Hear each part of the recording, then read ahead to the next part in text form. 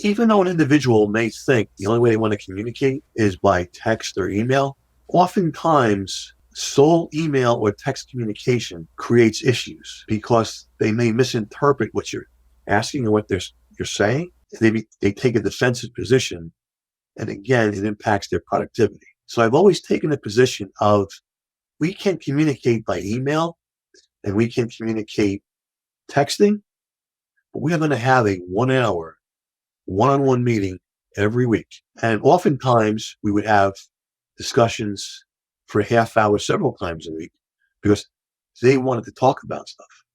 So it actually came the opposite way, where I made the time for them to talk to me. How do you succeed in communicating effectively? Is it by ensuring that you have that face to face, even if it is through technology?